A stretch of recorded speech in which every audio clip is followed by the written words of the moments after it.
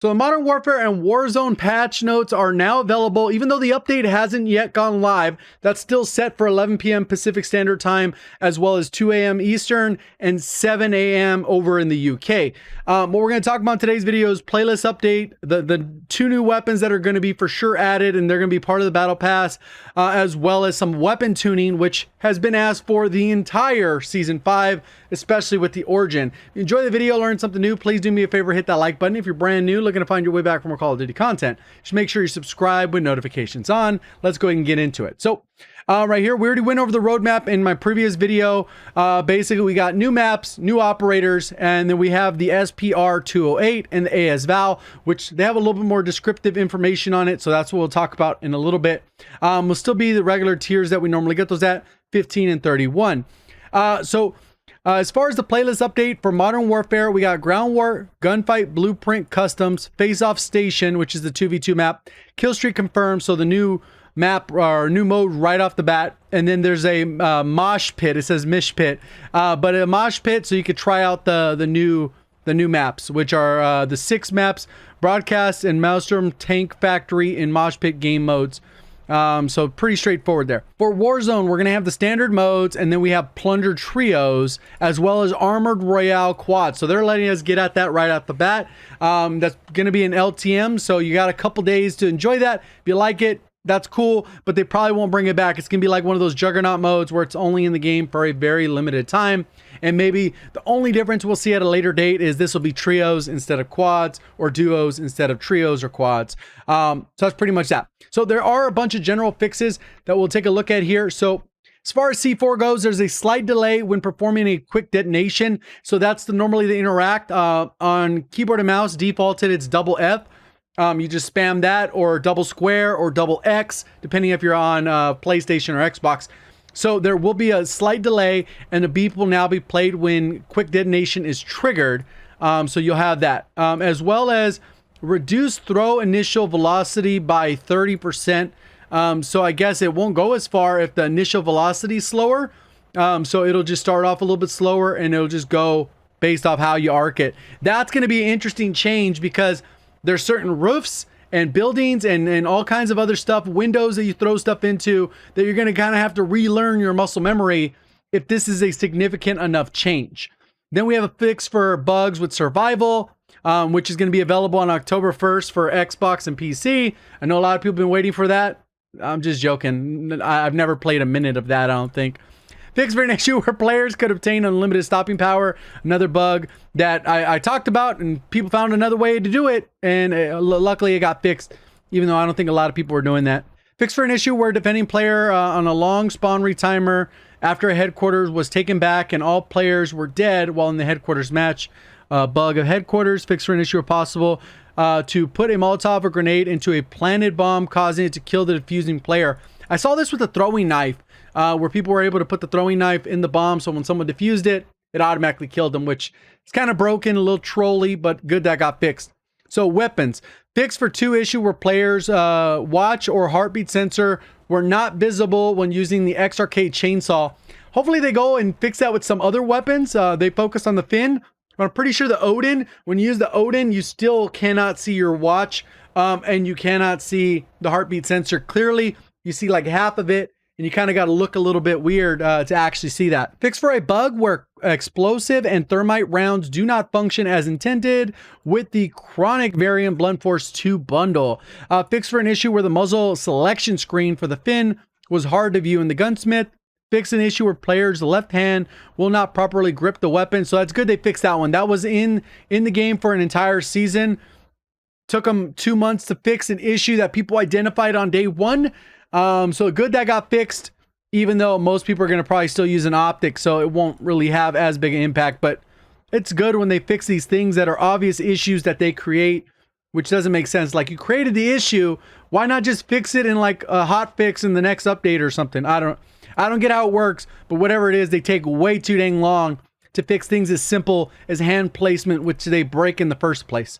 Fixed a few bugs where the prone hipfire view model positioning was not appearing as intended and could disappear in certain circumstances. Origin 12 reduced very close damage range, which in my opinion, was definitely needed. I know there's some people are team shotgun. Shotguns need to be OP at point blank range. No, shotguns need to be good at point blank range, not overpowered. So hopefully this is going to make it so it's a 3-shot minimum that you cannot kill in 2 shots, and that with stopping power, it would be now a 2-shot, which it would still be broken if it was a 3-shot, in my opinion, and the 2-shot with stopping power. It just would be less broken, and you'd have at least a chance to react. Because right now, by the time you know somebody has the Origin, it's too late. You're already dead. And it encourages everyone to run the Origin 12. So that's good. And obviously with the new season, we're going to have different floor loot. So that's another huge plus. Shotguns, increased damage to slug in Warzone. I don't really think people are still going to jump on that. Just because it's not as practical. Could you get kills? Could you have a little bit of fun with it? Experiment, maybe get a few cheesy kills here and there. Yes, but I don't think slugs will ever be practical because of how shotguns are used.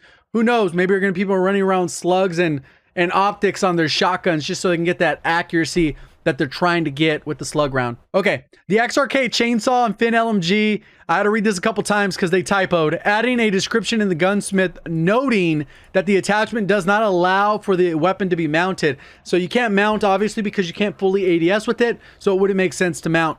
So they changed that there. Increased brightness on the tac laser attachment. And again, that is specific to this one. So maybe it was too dim compared to the other default tac lasers or whatever.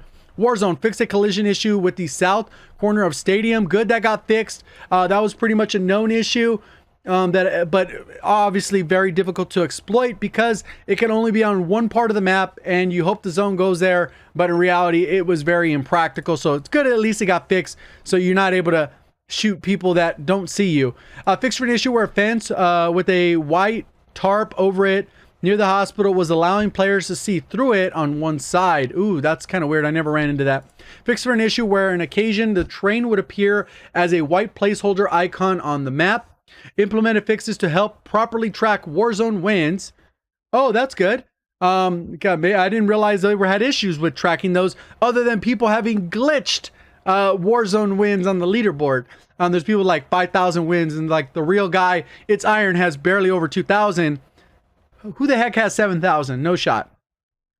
Fix for bugs where players were unable to damage enemies with gunfire while on an ascender. If a player has the minimap set to not rotate, they will now see inaccurate pings on the heartbeat sensor.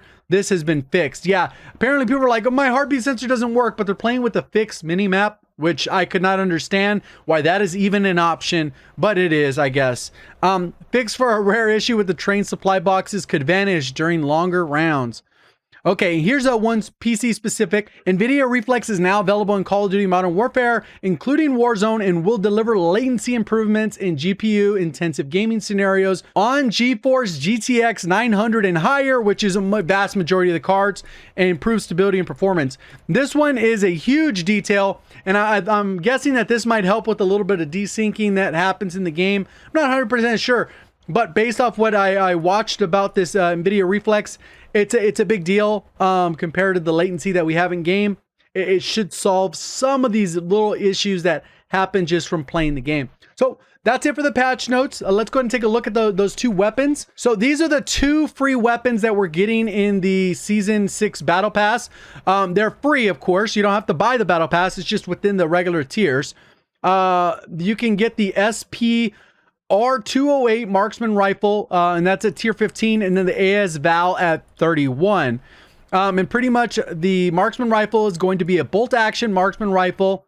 Comes as one of the most accurate weapons in its class with a breadth of customization options from alternative ammo choices to bolt assembly changes and more. No matter how this weapon is configured, it's a powerful yet mobile tool for a marksman on the go. And I'm pretty sure this is going to be very similar to the Kar 98. I think it's going to be more similar to that than the actual sniper rifles like the HDR, the AX50, or the Rytec. It's going to be very similar to the Kar 98, and it's going to be, people are going to be using it, I would imagine, especially if it's not bugged like the Rytec and allows you to get those one-shot headshot kills in Warzone. Then we got the AS Val, which is this rifle is the 13th member of the weapon category. That's a lot of rifles. Is a rare Soviet powerhouse chambered in subsonic 9.39 millimeter ammunition and is pre-equipped with an integral suppressor. Combined with the weapon's high rate of fire, the AS-Val is built for stealth accuracy and high penetration on all configurable platforms. So this one's going to be a little interesting. I think it might be a case where they're not going to allow you to equip a barrel or a muzzle maybe. I don't know. We're going to have to see how the attachments play out, because if they're already forcing you to have an integrated suppressor, that means that it's probably going to work like the other integrated suppressor. You get a little bit more damage, range, bullet velocity, but unlikely that you get that recoil control. So we're going to see how that one plays out. I'm hoping this weapon's good enough to be in the meta, not broken, overpowered. I don't really care weapons to be overpowered. I like a little bit of variety in the gameplay. Not everyone's just leaning towards one weapon, but hopefully it's good enough for people to actually use more than one match, or just to unlock and then that's it. So hopefully you enjoyed the video. If you did, please let me know by hitting that like button. If you're brand new, want to find your way back for more Call of Duty content, make sure you are subscribed with notifications on. Appreciate all the support. Thank you for watching. As always, have a great day.